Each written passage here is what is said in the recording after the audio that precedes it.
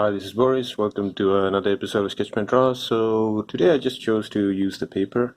I think it will be easier, especially when I tackle perspective. For some reason, I don't feel really comfortable in digital medium. So first, this video is about how to apply perspective for anatomy. And so you've seen this. I mean, there are so many videos out there, but I'm sure you've seen this before. But I just want to cover like really basics of perspective.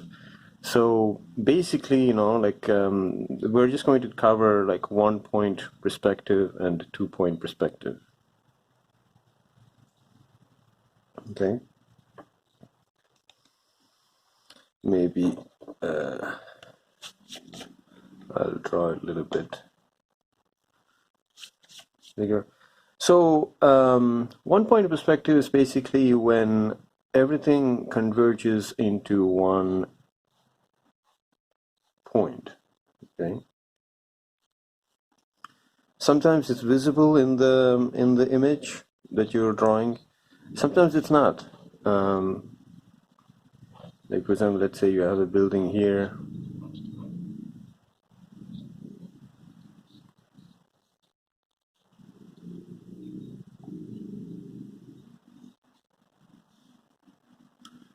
So that is 1-point perspective. Okay.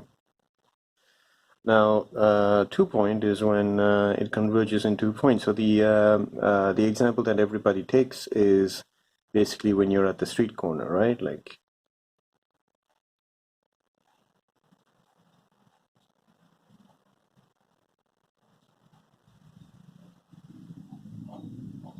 so everything converges into these 2 points. But you can find like 2-point perspective in also like many different like versions. So here what I did was this is Monster by Urasawa Naoki, and I just marked a page here to illustrate.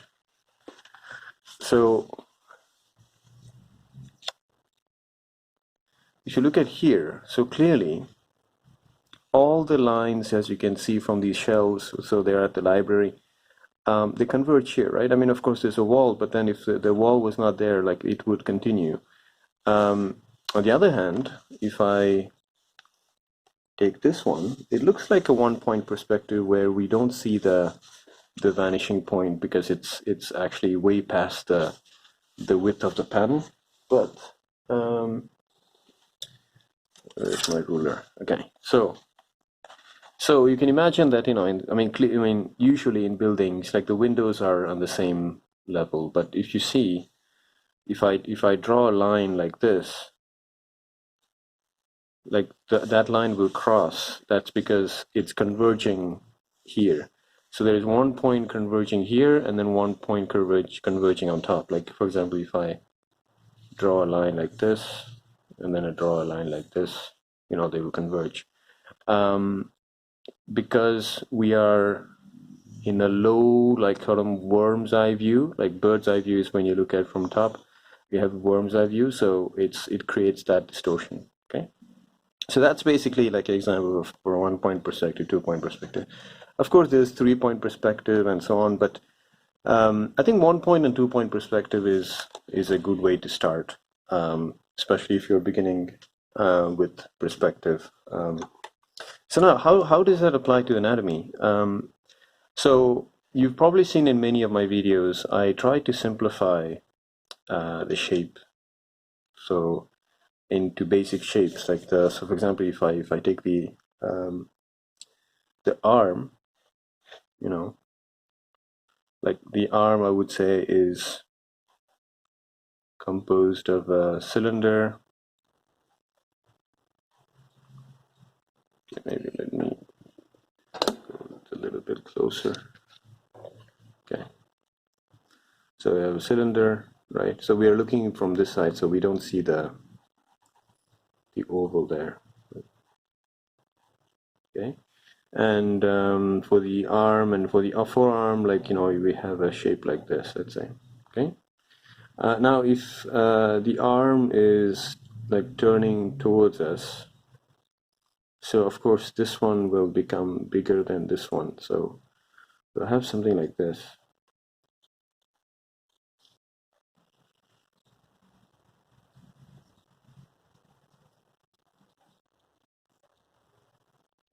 So see that? Like,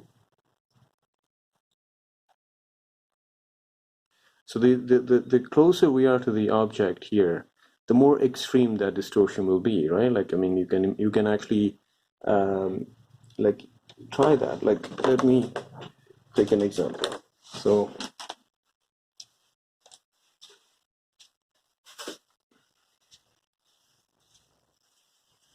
this is a from a finished paper towel, right? So let me bring the camera up. So like, for example, when you're looking at it from this side, of course, like, it just looks like a rectangle. Like it doesn't, but if you turn like slightly like this, okay, now we see the circle, right? And then if I bring it like this, there is a little bit of distortion, but not that much. But if I bring it closer to the camera like this, like you see, like, so like it gets more extreme, right? So that's what I was trying. Like this, the closer the camera is to the object, the more the bigger the distortion will be. So so I think turning into everything into basic shape, and I think some people also put everything in a box. Like for example, the torso, they're represented in a box and everything. So it kind of gives you an easy way to when we are creating these perspective grids, like apply the anatomy to these perspective grids. So this one, for example, like arm.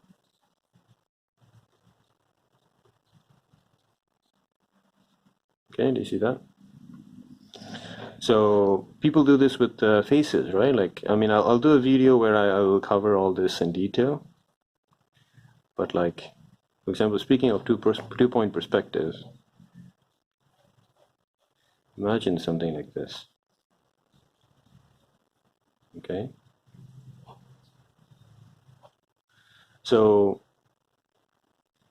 it's 2-point because if I continue my line here, it will like converge here, right? Like, I mean, further away here. And if I continue my point here, it will converge somewhere here. Okay. But these are completely parallel, right? Um, so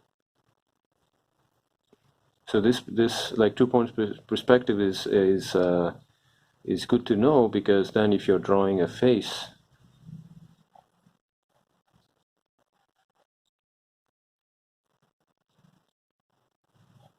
obviously the top part will be smaller than the lower part because the lower part is closer to us. And for the like if the person was standing like this, like the hero pose, of course this shoulder will be bigger than this one, so it will do that distortion.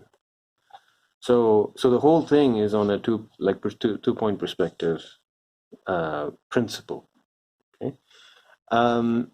It gets more difficult than that because every part has these small details, so and you will develop that reflex the more you observe and the more you try to break down everything into simple shapes and break down everything into like grids. So let me take another example. So as a matter of fact, like if we have something like this is a 3-point perspective. Why? Because if I continue these lines, it will converge here. I mean, I'm really bad. I mean, I can't really draw without the ruler, but if I converge here, and then if I converge on top, there will be a converge. So 1, 2, 3 points will converge, right? Okay, so now how is this useful? Like for example, if you're drawing someone standing on the edge of a building, right? So they will fall into that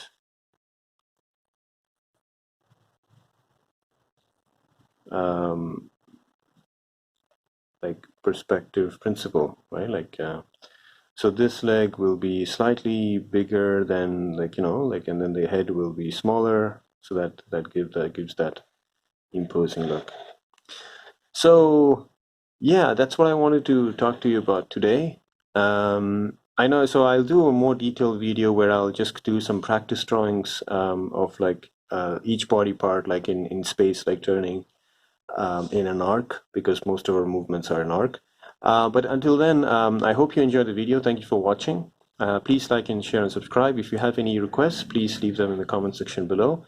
And of course, like we have an art magazine, Bangkok UNZINE. The link is in the description below. Please go check out our blog. Please subscribe. You can support independent artists.